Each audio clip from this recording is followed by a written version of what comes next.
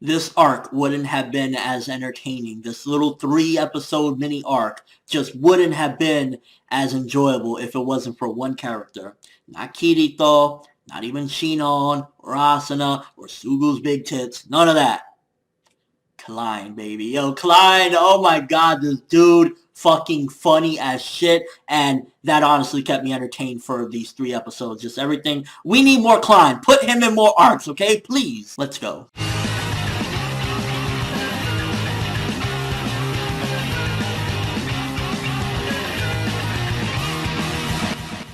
It's a very simple and enjoyable episode this week with Sword Art Online. It was the conclusion to this arc, kind of just really felt like I was watching an MMO. Like, I honestly felt this was just fully embracing and embodying what an MMO experience is supposed to be. Them kind of, fighting, a little twist revelation here. But honestly, Klein really just brought it for me. Like, his reactions, the stupid shit he was doing, it was just like, I felt like I was looking at Kuwabara from Yu Yu Hakusho, and that's something that I love, because if you know anything about Yu Yu Hakusho, you know Kuwabara is a fucking awesome character, and this Klein character is like, why isn't he in more arcs? Why isn't he more relevant to the story? Because he's just so fucking awesome. He embraces what a man really is, and seeing his reaction when we find out that the goddess is actually a dude and shit, I'm like, this is fucking priceless. The legendary hammer thing, even though it felt a little bit like cheap or whatever, ultimately, they're playing an MMO, and ultimately there's going to be, the one object there that you need to use to defeat the villain or whatever, so it was supposed to be that way. It wasn't just like a cheap plot twist or whatever. It's like, they're in a fucking game. But the other character that stood out for me in this episode anyway was Sinon. When the Excalibur sword was getting away, that Kirito kind of gave up on it,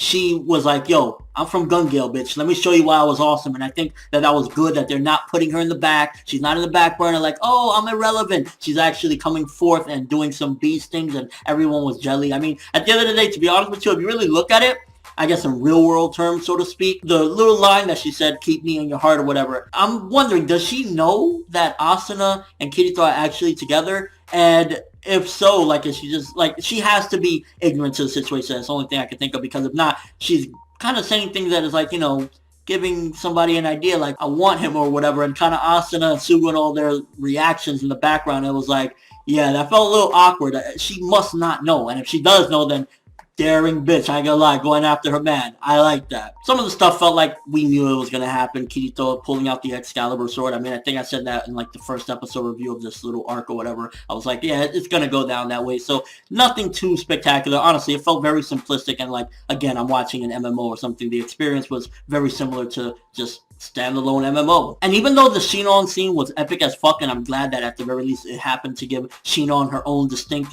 she's a badass, she's not just a cheerleader or whatever, it would have been a little bit more interesting if Kirito would have accepted, I can't always get my way, I can't always win, I can't always get the prize at the end of the tunnel, and I think that would have been better for his character. So it's a good and a bad. It was good for Sinon's character, kind of bad in a sense like, oh, Kirito gets his way yet again. If he would have accepted, I can't ultimately get what I want, and done it with a smile, I think it would have been more interesting and more suitable for character development for him. And a simple celebration for the end of the arc at the end. Kind of enjoyable again. This episode, and this arc for that matter, it wasn't great or anything, and it didn't live up to what Gun Gale, online was doing or whatever, but ultimately I still felt it was good. I'm gonna give this episode a 7.5 out of 10, and as a whole, honestly, like 7 to 7.5 is what I would rate these 3 episodes combined, because it was just good. It was enjoyable. It was a fun little experience, and I'm glad it wasn't too long. I think we're going into another arc after this episode, which I've heard a lot of good things, and I'm excited to see. But ultimately, yeah, this episode, good again for the conclusion. But Klein and Sinon's epic save at the end were the 2 best things about this